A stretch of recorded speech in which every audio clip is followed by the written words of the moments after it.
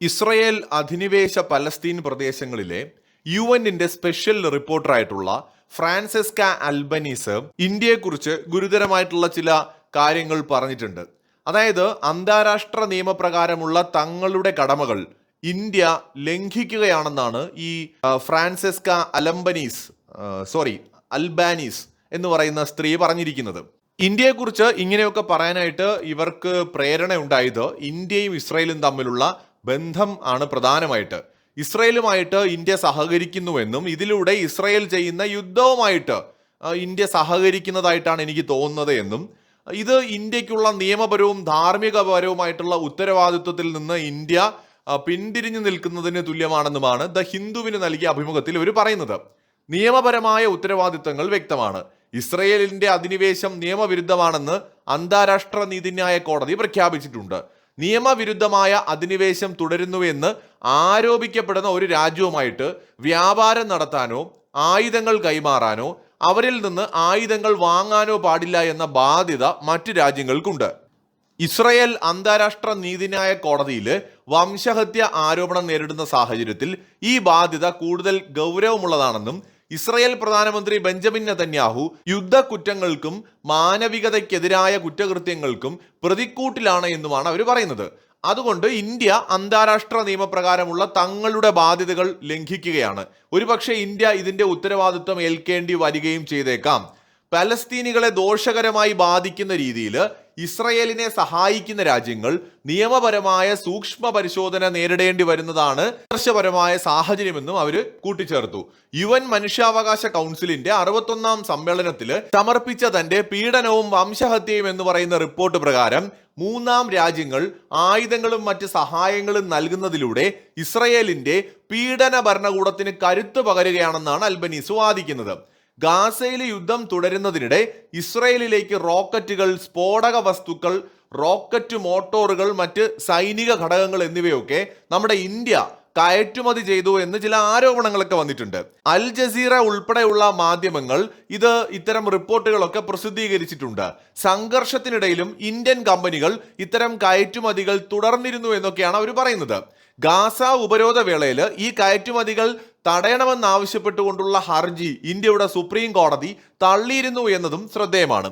അതായത് പൊതുവെ ഇവരൊക്കെ പറയുന്നത് ഇന്ത്യ ഇസ്രയേലിന് ആയുധങ്ങളും മറ്റുമൊക്കെ കൊടുത്ത് സഹായിക്കുകയാണ്, ഇത് ധാർമ്മികമായിട്ട് ശരിയല്ല എന്നാണ് ഇവരെല്ലാം തന്നെ പറയുന്നത്. പക്ഷേ ഇത് ശരിയോ തെറ്റോ നമുക്കറിയില്ല. ഇന്ത്യ ഗവൺമെന്റ് ഞങ്ങൾ ഇസ്രയേലിന് ആയുധം കൊടുക്കുന്നു എന്നൊന്നും എവിടെയും പറഞ്ഞിട്ടില്ല. പക്ഷെ ചില കാര്യങ്ങൾ പറയാതെ പോകാൻ കഴിയുകയില്ല. ഒന്നാമത്തെ കാര്യം എന്ന് പറയുന്നത് ഇസ്രയേലും ഇന്ത്യയും തമ്മിലുള്ള സൗഹൃദം ഇന്നോ ഇന്നലെ തുടങ്ങിയതല്ല. നമുക്ക് ഇസ്രയേലുമായിട്ട് വളരെ മുമ്പേ തന്നെ നല്ല സൗഹൃദമുണ്ട്. ഈവൻ കോൺഗ്രസ് ഗവൺമെന്റുകൾ ഭരിക്കുമ്പോഴും ഇസ്രയേലുമായിട്ട് സഹകരണമുണ്ട്. പക്ഷെ അന്ന് കൂടുതലും രഹസ്യമായ സഹകരണമായിരുന്നു എന്ന് മാത്രം.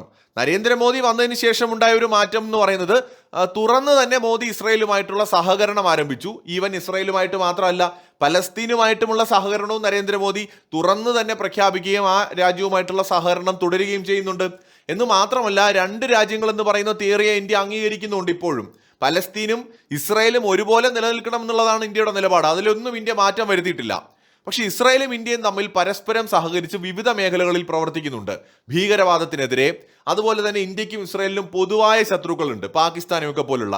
ഇങ്ങനെയുള്ള രാജ്യങ്ങളുടെ ഇടപെടലുകൾ, ഇവരുടെ പ്രവർത്തനങ്ങൾ, തുർക്കിയെ പോലുള്ള രാജ്യങ്ങളുടെ ഇടപെടലുകൾ, ഇന്ത്യ വിരുദ്ധ നീക്കങ്ങൾ, ഇന്ത്യയും ഇസ്രായേലിനെയും ഒരുപോലെ തുർക്കിയും പാകിസ്ഥാനും ഒക്കെ ശത്രുവായിട്ട് കാണുമ്പോൾ സ്വാഭാവികമായിട്ട് സഹകരിക്കാവുന്ന എല്ലാ മേഖലകളിലും, ഇന്റലിജൻസ് ഉൾപ്പെടെയുള്ള മേഖലകളിൽ ഇന്ത്യയും ഇസ്രായേലും ചിലപ്പോൾ സഹകരിച്ച് പ്രവർത്തിച്ചേക്കാം. മാത്രമല്ല, രണ്ട് രാജ്യങ്ങളും പരസ്പരം ഡിഫൻസ് കരാറുകൾ വളരെ കാലമായിട്ട് നിലനിർത്തുന്നുണ്ട്. ഡിഫൻസ് ഡീലുകളുണ്ട്, ആയുധ കച്ചവടവും ഉണ്ട്. മുൻകാലങ്ങളിൽ ഇന്ത്യ ഇസ്രയേലിൽ നിന്ന് കൂടുതൽ ആയുധങ്ങൾ വാങ്ങിയിരുന്ന രാജ്യമാണെങ്കിൽ ഇന്ന് ഇസ്രയേലിന് ഇന്ത്യ ആയുധം കയറ്റുമതി ചെയ്യുന്ന ഒരു രാജ്യമായിട്ട് മാറിയിട്ടുണ്ട്. പക്ഷേ പലസ്തീനിൽ യുദ്ധം ചെയ്യാൻ വേണ്ടിയിട്ട് മാത്രം പ്രത്യേകിച്ച് എന്തെങ്കിലും ഒരു ആയുധം ഇന്ത്യ ഇസ്രയേലിന് കൊടുക്കുന്നില്ല. പരസ്പരം അങ്ങോട്ടും ഇങ്ങോട്ടും നമ്മൾ അവരുടെ അടുത്ത് നിന്ന് വാങ്ങുന്നുണ്ട്, അവർ നമ്മുടെ അടുത്ത് നിന്ന് വാങ്ങുന്നുണ്ട്. അതുപോലെ തന്നെ നമ്മളും അവരും ചേർന്നുകൊണ്ട് ആയുധങ്ങൾ നിർമ്മിക്കുന്നുണ്ട്. ബരാക്ക് 8 പോലെയുള്ള മിസൈലുകളൊക്കെ അങ്ങനെ നിർമ്മിക്കുന്നതാണ്. ഇന്ത്യയും ഇസ്രയേലും ചേർന്നാണ് നിർമ്മിക്കുന്നത്. അതോടൊപ്പം തന്നെ ഇസ്രയേലിന്റെ പല ആയുധങ്ങളും ഇന്ത്യയിൽ നിർമ്മിക്കുന്നുണ്ട്, ഡ്രോണുകൾ അടക്കമുള്ളവ. പ്രത്യേകിച്ച് ഇസ്രയേലിന്റെ കൈവശമുള്ള മികച്ച ഡ്രോണുകളിൽ ഒന്നായിട്ടുള്ള എൽബിറ്റ് ഹെർമീസ് 900 എന്ന് പറയുന്ന ഡ്രോൺ, ഇത് ഒരു medium altitude long endurance unmanned aerial vehicle ആണ്. സോ വളരെ പ്രധാനപ്പെട്ട ഇസ്രയേലിന്റെ കൈവശമുള്ള ഈ ഡ്രോണുകൾ നിർമ്മിക്കുന്നത് ഇന്ത്യയും കൂടിയാണ്. ഇതിന്റെ വിക്കിപീഡിയ പേജിലേക്ക് പോവുക, പോയിട്ട് അവിടെ ഇതിന്റെ മാനുഫാക്ചറർ ആരാണെന്ന് നോക്കുക. അതിനകത്ത് അദാനി എൽബിറ്റ് അഡ്വാൻസ്ഡ് സിസ്റ്റംസ് എന്ന് പറയുന്ന കമ്പനിയെ കാണാൻ കഴിയും. എന്ന് വെച്ചാൽ ഇന്ത്യൻ കമ്പനി കൂടി ഇത് നിർമ്മിക്കുന്നുണ്ട്.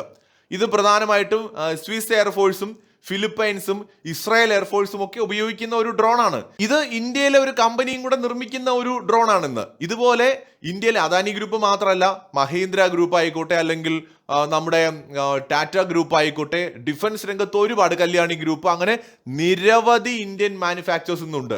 പ്രത്യേകിച്ച് പല പല ബിസിനസ് മേഖലയിൽ ഉണ്ടായിരുന്ന ഇന്ത്യൻ കമ്പനികൾ ഇന്ന് ഡിഫൻസ് മാനുഫാക്ചറിങ്ങും കൂടി ചെയ്യുന്നുണ്ട്, സബ്സിഡറി കമ്പനികളിൽ. സോ അപ്പോ നമ്മുടെ രാജ്യം ഇന്ന് മാനുഫാക്ചറിങ് രംഗത്ത്, എസ്പെഷ്യലി ഡിഫൻസ് മാനുഫാക്ചറിങ് രംഗത്ത് വളരെ പവർഫുൾ ആയിട്ട് മാറിയിട്ടുണ്ട്.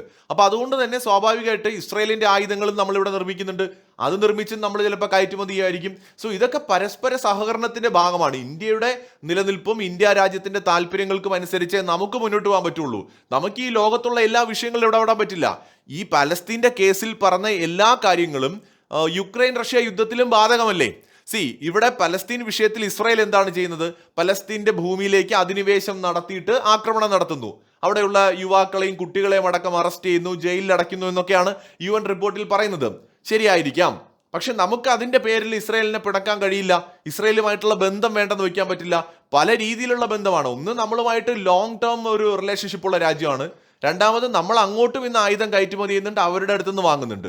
ഒന്നിച്ച് നമ്മൾ ആയുധങ്ങൾ ഉണ്ടാക്കുന്നുണ്ട്, പരസ്പരം ഇന്റലിജൻസ് കാര്യങ്ങൾ ഷെയർ ചെയ്യുന്നുണ്ട്, പരസ്പരം സഹകരിക്കുന്ന ഒരു ട്രസ്റ്റ് ഉള്ള രണ്ട് സുഹൃത്തുക്കളാണ്. പരസ്പരം അങ്ങോട്ടും ഇങ്ങോട്ടും സഹകരിച്ചു പോകുന്ന ഒരു സുഹൃത്താണ്. മറ്റൊരു വിഷയത്തിന്റെ പേരിൽ നമുക്ക് അവരെ പിണക്കാൻ കഴിയില്ല. അത് നമ്മുടെ രാജ്യത്തിന്റെ താല്പര്യങ്ങൾക്ക് എതിരാണ്. അങ്ങനെ ധാർമ്മികമായിട്ട് അവകാശപ്പെടാൻ ആർക്കും കഴിയുകയുമില്ല. ഇപ്പൊ ഇന്ത്യയും പാകിസ്ഥാനും തമ്മിൽ വലിയ വിഷയങ്ങളുണ്ട്.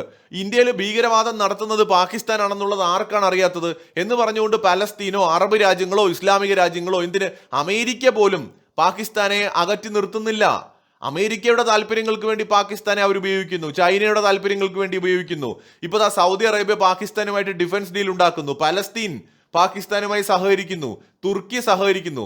ഇന്ത്യയിലേക്ക് തീവ്രവാദത്തെ സ്പോൺസർ ചെയ്ത് കയറ്റുമതി ചെയ്യുന്ന രാജ്യമാണ് പാകിസ്ഥാൻ. പക്ഷെ അവരുമായിട്ട് ബാക്കിയുള്ള എല്ലാ രാജ്യങ്ങളും സഹകരിക്കുന്നുണ്ട്. ഇന്ത്യക്ക് വേണ്ടിയിട്ട് ഞങ്ങൾ ഇനി പാകിസ്ഥാനോട് സംസാരിക്കില്ല, സഹകരിക്കില്ല എന്ന് ഈ പറയുന്ന പലസ്തീൻ പറയുന്നുണ്ടോ? എന്നാൽ ഇസ്രായേൽ പറയും. ഇസ്രായേൽ പാകിസ്ഥാനെതിരാണ്. അപ്പൊ നമുക്ക് ഇന്ത്യയെ സംബന്ധിച്ചിടത്തോളം ഇസ്രായേൽ വളരെ പ്രധാനപ്പെട്ട പങ്കാളിയാണ്.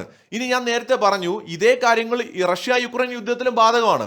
ഇപ്പൊ മനുഷ്യരെ കൊല്ലുന്ന കാര്യമാണെങ്കിൽ, അധിനിവേശമാണെങ്കിൽ, യുദ്ധക്കുറ്റങ്ങളാണെങ്കിൽ തീർച്ചയായിട്ടും അന്താരാഷ്ട്ര കോടതി റഷ്യക്കെതിരെയും ഇതേ കാര്യങ്ങൾ പറഞ്ഞിട്ടുണ്ട്. വ്ളാഡിമിർ പുടിനെ അറസ്റ്റ് ചെയ്യാൻ ഉത്തരവിട്ടിട്ടുണ്ട്. റഷ്യയും യുദ്ധക്കുറ്റം ചെയ്യുന്നു എന്ന് പറയുന്നുണ്ട്. റഷ്യയും നടത്തുന്നത് യുക്രൈനിലേക്ക് അധിനിവേശമാണ്. യുക്രൈന്റെ എത്രയോ സ്ഥലങ്ങൾ ഇപ്പോഴും റഷ്യയുടെ കൈവശമാണ്. അപ്പൊ സ്വാഭാവികമായിട്ട് അവിടെയും കുട്ടികളും സ്ത്രീകളും ഒക്കെ കൊല്ലപ്പെടുന്നുണ്ട്, പലരും അറസ്റ്റ് ചെയ്യപ്പെടുന്നുണ്ട്. ഈ സാഹചര്യത്തിൽ നമുക്ക് റഷ്യയുമായി സഹകരിക്കാൻ കഴിയുമോ? ഒരിക്കലും കഴിയില്ല. അങ്ങനെയാണെങ്കിൽ ഇസ്രായേലുമായിട്ടും കഴിയില്ല, റഷ്യയുമായിട്ടും സഹകരിക്കാൻ കഴിയില്ല. അപ്പൊ പ്രായോഗികമായിട്ട് ഇത്തരത്തിലുള്ള വാദങ്ങൾക്കൊന്നും ഒരു പ്രസക്തിയുമില്ല. ഓരോ രാജ്യവും ആ രാജ്യത്തിന്റെ താല്പര്യങ്ങൾക്കനുസരിച്ചാണ് മുന്നോട്ട് പോകുന്നത്. ഇപ്പൊ UN കൗൺസിലിനും മനുഷ്യാവകാശ കൗൺസിലിനൊക്കെ പലതും പറയാം. അതനുസരിച്ചൊന്നും അല്ല ലോകം ചലിക്കുന്നത്. ഇസ്രായേലും പലസ്തീനും തമ്മിലുള്ളത് അവരുടെ പ്രശ്നമാണ്. അവിടെ ഇന്ത്യയുടെ നിലപാട് നിഷ്പക്ഷവുമാണ്. യുക്രൈനും റഷ്യയും തമ്മിലുള്ളത് അവരുടെ പ്രശ്നമാണ്. അവിടെയും ഇന്ത്യയുടെ നിലപാട് നിഷ്പക്ഷമാണ്. അത് ഇന്ത്യ ഇസ്രായേൽ ബന്ധത്തെയോ അല്ലെങ്കിൽ ഇന്ത്യ റഷ്യ ബന്ധത്തെയോ ബാധിക്കേണ്ട കാര്യം വരുന്നില്ല. ഇറാനുമായിട്ടുള്ള നിലവിലെ യുദ്ധത്തിന് തൊട്ടു പിന്നാലെ പ്രധാനമന്ത്രി നരേന്ദ്രമോദി ഇസ്രായേലിലേക്ക് പോയതിനെ കുറിച്ചും പല ചോദ്യങ്ങൾ വരുന്നുണ്ട്. അവിടെയും ഈ അവരെ പേരെപ്പോഴും തെറ്റിപ്പോവും, ഈ അൽബാനീസ് എന്ന് പറയുന്ന ഈ അലമ്പായിട്ടുള്ള ഈ ഒരു സ്ത്രീ, ഇവര് പറയുന്നത് ഇന്ത്യയും ഇസ്രായേലും തമ്മിൽ ഒരു പൊതുവായ കാര്യമുണ്ട്. അവരുടെ പ്രാദേശിക രൂപീകരണങ്ങൾ ബ്രിട്ടീഷ് കൊളോണിയൽ ഭരണത്താൽ രൂപപ്പെട്ടതാണ്. രണ്ട് രാജ്യങ്ങളും ബ്രിട്ടീഷ് കൊളോണിയലിസത്തിൽ നിന്ന് ഉയർന്നു വന്നതാണ്. ബ്രിട്ടീഷ് അധിനിവേശ കാലത്താണ് പലസ്തീനുള്ളിൽ ഇസ്രായേൽ സൃഷ്ടിക്കപ്പെട്ടത്. അപ്പോൾ ഇസ്രായേൽ അന്താരാഷ്ട്ര സമൂഹത്തിലെ ഒരു അംഗമായും UN അംഗമായിട്ടും നിലനിൽക്കുന്നു. അവർ UN അംഗത്തെ പോലെ പെരുമാറേണ്ടതുണ്ട്. ഇന്ത്യയും അങ്ങനെ തന്നെയാണ്. നമ്മുടെ പൂർവികർ കഷ്ടപ്പെട്ട് കെട്ടിപ്പടുത്ത അന്താരാഷ്ട്ര വ്യവസ്ഥിതിയുടെ തകർച്ചയ്ക്ക് നിലവിൽ ഇന്ത്യയും ഇസ്രായേലും സംഭാവന നൽകുന്നതായി ാണ് എനിക്ക് തോന്നുന്നത് എന്നൊക്കെ പറഞ്ഞിട്ട് ഇവരെന്തൊക്കെയോ പറയാണ്. ഇവര് ഇന്ത്യയെ മാത്രമല്ല, തീർച്ചയായിട്ടും അമേരിക്കയും ഇതിനകത്ത് വിമർശിക്കുന്നുണ്ട്. ട്രംപിനെയും നെതന്യാഹുവിനെയും ഒക്കെ വിമർശിക്കുന്നുണ്ട്. നോക്കൂ, അവിടെ അമേരിക്കയും ഇസ്രായേലും ഒന്നിച്ചാണ് യുദ്ധം ചെയ്യുന്നത്. ഇവിടെ ഇന്ത്യക്ക് ഇതിനകത്ത് ഒരു റോളും ഇല്ല. ഇന്ത്യൻ കമ്പനികൾ ചിലപ്പോൾ ഇന്ത്യ ഇസ്രായേലിന് ആയുധങ്ങൾ കൊടുക്കുമായിരിക്കും, നമ്മൾ ഇങ്ങോട്ട് വാങ്ങുമായിരിക്കും. അതൊക്കെ നമ്മുടെ രാജ്യത്തിന്റെ താല്പര്യങ്ങളാണ്. അതല്ലാതെ നമ്മൾ പലസ്തീനിലെ മനുഷ്യഹത്യ അല്ലെങ്കിൽ മനുഷ്യരെ കൊല്ലുന്നതിനെ ഒരിക്കലും സപ്പോർട്ട് ചെയ്തിട്ടില്ല. അതിനെ അപലപിച്ചിട്ടേ ഉള്ളൂ. യുദ്ധം ഒന്നിനും പരിഹാരമല്ലെന്ന് പറഞ്ഞിട്ടേ ഉള്ളൂ. അത് തന്നെയാണ് റഷ്യ യുക്രൈൻ യുദ്ധത്തിൽ നമുക്ക് പറയാനുള്ളത്. മനുഷ്യരെ കൊല്ലുന്നതിനെ ഒരിക്കലും ഈ രാജ്യം സപ്പോർട്ട് ചെയ്യുന്നില്ല. ഈ രാജ്യത്തെ ആരും അതിനെ അനുകൂലിക്കുമെന്ന് തോന്നുന്നില്ല. ഭീകരവാദികളെ കൊല്ലുന്നതിനെ കുറിച്ചല്ല ഞാൻ പറഞ്ഞത്. നിർദ്ധരരായിട്ടുള്ള അല്ലെങ്കിൽ നിരായുധരായിട്ടുള്ള സ്ത്രീകളെയും കുട്ടികളെയും ചെറുപ്പക്കാരെയും ഒക്കെ കൊന്നു തള്ളുന്നതിനെ ഒരു കാലത്തും ഈ മഹാരാജ്യം സപ്പോർട്ട് ചെയ്തിട്ടില്ല, ഇനിയോട്ട് സപ്പോർട്ട് ചെയ്യുകയുമില്ല. പക്ഷെ അതിന്റെ പേരിൽ നമുക്ക് ഇസ്രയേലുമായും റഷ്യയുമായിട്ടൊന്നും സഹകരിക്കാതിരിക്കാൻ പറ്റില്ല. ഇതൊരു ഗൂഢലക്ഷ്യത്തിന്റെ ഭാഗമാണ്. ഇന്ത്യ ഇസ്രായേൽ സഹകരണം ആരൊക്കെയോ ഇഷ്ടപ്പെടുന്നില്ല. അതുകൊണ്ട് തന്നെ അവർ ഇത്തരത്തിലുള്ള മനുഷ്യാവകാശ റിപ്പോർട്ടുകൾ ഉണ്ടാക്കുമ്പോൾ അല്ലെങ്കിൽ ഇത്തരം റിപ്പോർട്ടുകൾ UN കൊണ്ടുവരുമ്പോൾ അനാവശ്യമായിട്ട് ഇന്ത്യയുടെ പേര് കൂടി വലിച്ചിടുകയാണ്. പക്ഷെ അതുകൊണ്ടൊന്നും ഇന്ത്യ ഇസ്രായേൽ ബന്ധം ഇല്ലാതാകാൻ പോകുന്നില്ല. കാരണം അത് ഇന്ത്യയുടെയും ആവശ്യമാണ്, ഇസ്രായേലിന്റെ ആവശ്യമാണ്.